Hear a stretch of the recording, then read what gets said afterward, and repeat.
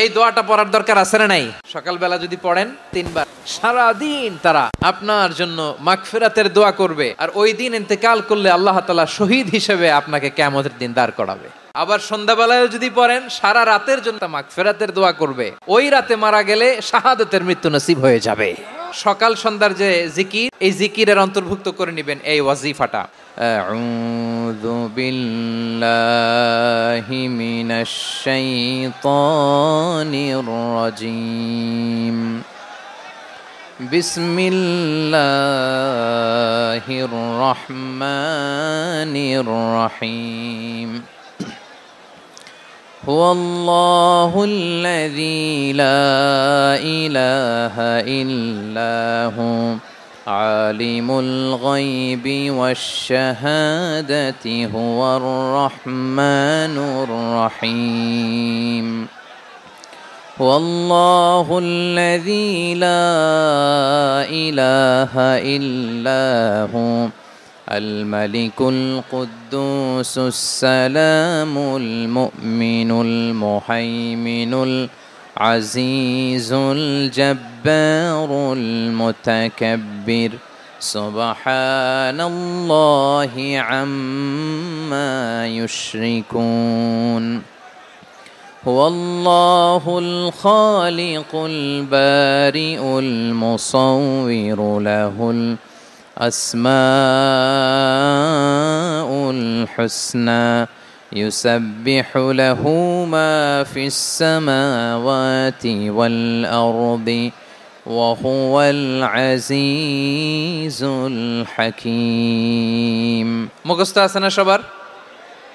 বাংলাদেশে ফজরের নামাজে প্রত্যেক মসজিদে যখন তাসবিহ পড়ে, ইমাম সাহেব এটা তালিম দেয় না, তালকিন দেয় না?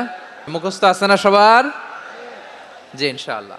সূরা হাশরের শেষ 3 আয়াতের একটা বিশেষ ফজিলত আছে, এটা আপনারা পড়বেন। কি ফজিলত? বিষ্ণু ইসা ইসলাম বলেন, মান ক্বালা হিনা ইউসবিহু সালাসা মাররাতিন আউযু বিল্লাহিস সামিউল আলিমি মিনাশ শাইতানির রাজীম সুম্মা ক্বারাআ সালাসা আয়াতিন মিন আখিরি সূরাতিল হাশরি ওয়াক্কালাল্লাহু বিহি ৭০ আলফা মালাকিন ইউসাল্লুনা আলাইহি ওয়া ইন মাতা ফি যালিকাল ইয়াউমি মাতা শাহীদান।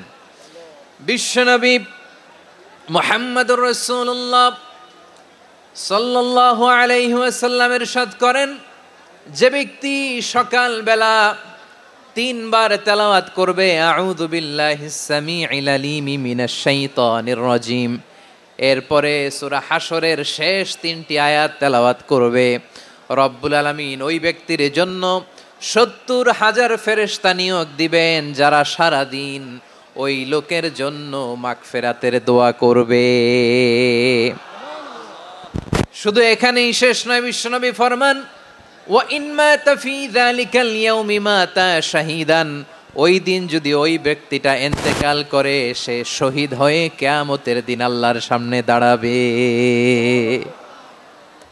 সকালবেলা যদি পড়েন 3 বার আউযু বিল্লাহিস সামিউল আলিম মিনাশ শাইতানির রাজীম 3 বার পড়ে সূরা হাশরের শেষ 3 আয়াত যদি তেলাওয়াত করেন, তাহলে আপনার জন্য আল্লাহ তাআলা ৭০,০০০ ফেরেশতা নিয়োগ করবে।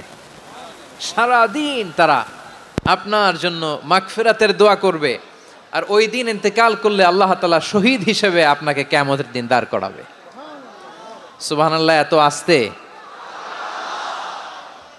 আবার সন্ধ্যাবেলায় যদি পড়েন, সারা রাতের জন্য ৭০,০০০ ফেরেশতা মাগফিরাতের দোয়া করবে। ওই রাতে মারা গেলে শাহাদাতের মৃত্যু নসিব হয়ে যাবে। এজন্য এই দোয়াটা পড়ার দরকার আছে না নাই? আযকারুস সাবাহি ওয়াল মাসা, সকাল সন্ধ্যার যে জিকির, এই জিকিরের অন্তর্ভুক্ত করে নেবেন এই ওয়াজিফাটা। যে হাদিসটা বর্ণনা করলাম সুনানে তিরমিজির হাদিস, যদিও হাদিসটা সনদের দিক থেকে দাঈফ, কিন্তু মুহাদ্দিসিনে ইকরাম বলেছেন যেহেতু এটা ফাজাইলুল আমালের হাদিস, এটা পড়ার ক্ষেত্রে কোনো নিষেধাজ্ঞা নাই, এটা পড়া যাবে। সো সকাল সন্ধ্যা যদি সুযোগ হয় এই ওয়াজিফাটা যেন আমরা পড়ি।